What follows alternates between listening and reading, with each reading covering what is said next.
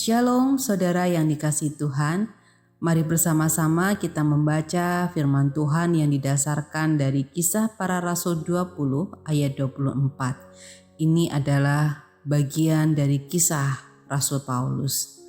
Demikian firman Tuhan.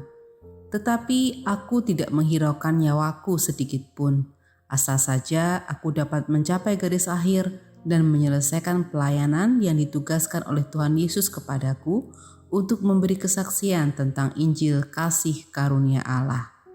Jemaat yang dikasihi Tuhan, seorang neurolog bernama Viktor Frankl dulunya adalah tawanan di kamp konsentrasi Nazi.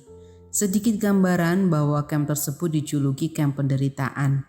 Setiap hari ada yang meninggal karena sakit atau siksaan.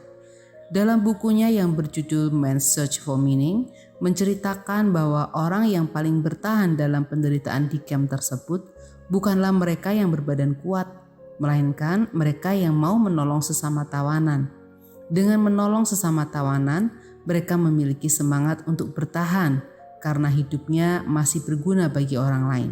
Hidupnya berkualitas karena ia dapat membantu sesama di dalam penderitaan. Seperti halnya Rasul Paulus, ketika mengambil pilihan untuk menjadi pelayan Kristus, jalan hidupnya tidaklah mudah. Kesulitan, penderitaan, dan ancaman juga sering diterimanya.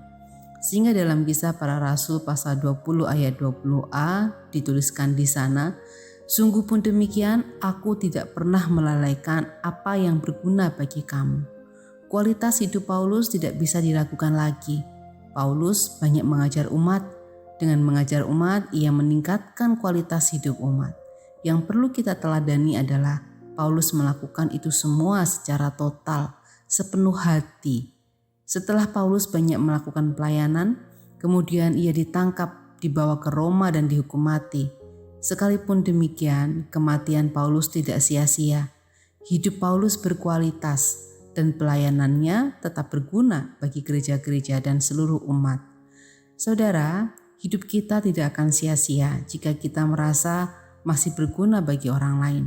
Itu salah satu kebahagiaan yang mungkin kurang kita sadari.